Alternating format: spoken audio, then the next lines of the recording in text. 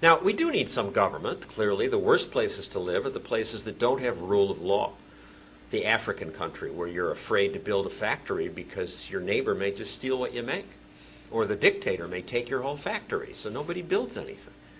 So we need government to keep the peace, to give us personal security, to pass some pollution control rules, and then I would argue that's about it. What percent of the economy should government be? Politicians don't ask it that way, but I wish they would, because it's interesting that for most of the history of America, government was less than 5% of GDP when we grew the fastest. What is it now? What should it be?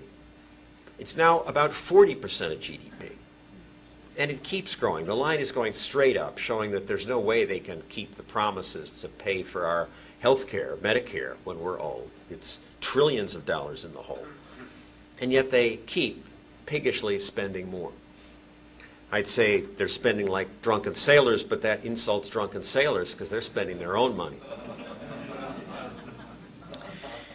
All right, well, that's a compressed journey of my career, and I obviously have come around from liberal to libertarian in my thinking, and that changed my career.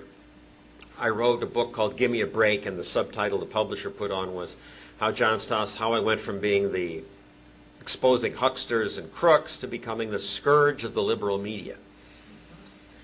And I didn't expect to become a scourge because I was switched from consumer reporting that criticized business to criticizing government, but I was becoming a scourge. I won 19 Emmys bashing business. I haven't won a single one since I changed the focus. My reporting is no longer any good. Somebody came up to me on the street in New York and where I live and said, "Are you John Stossel?" "Yes." "I hope you die soon."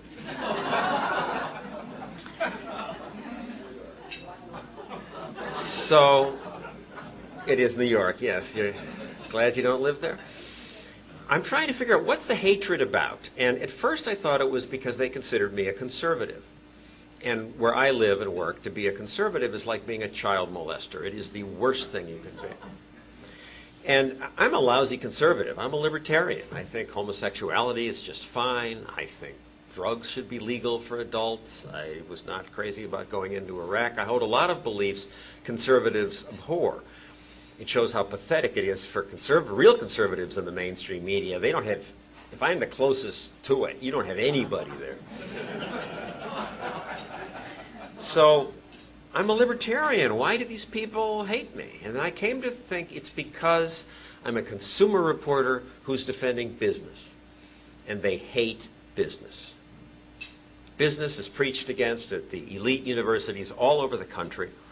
It's been hated in most every newsroom I've been in. And I'm trying to figure out what's that about. And at first people say, well, it's envy.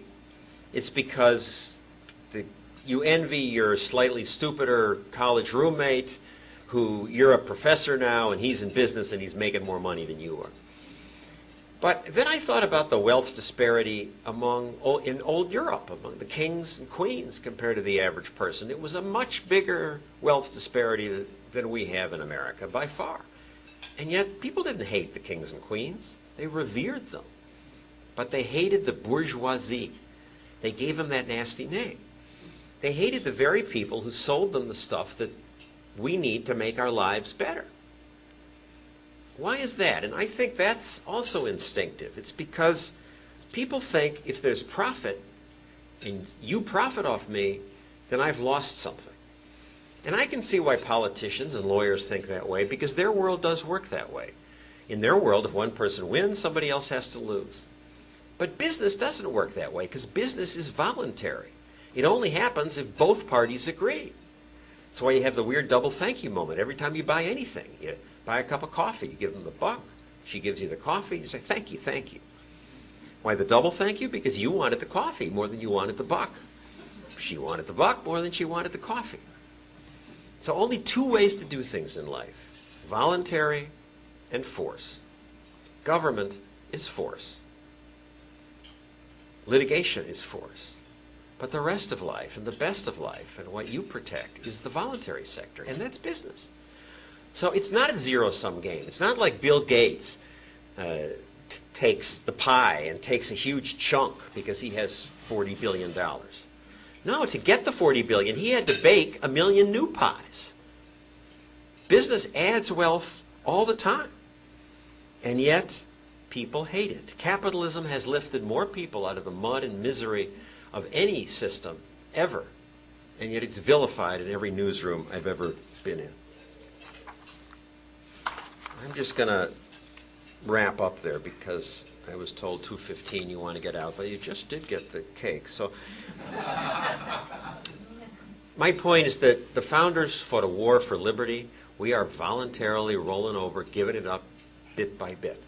And all you hear from the politicians are scare stories about how America is going to hell in a handbasket and we need more government intervention, more protection, just in the area of safety, to protect us from those chemicals on the processed foods, those chemicals with long names. And it's true, in the last 40 years we've been exposed to things that humans had never been exposed to before.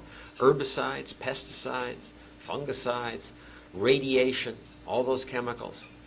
But our sense of history is so bad that we don't realize that at the turn of the last century, most people my age had already been dead for 15 years.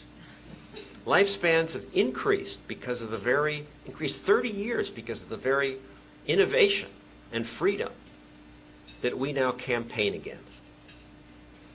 What has made America the envy of the world is economic freedom, and I thank you for fighting for that in America.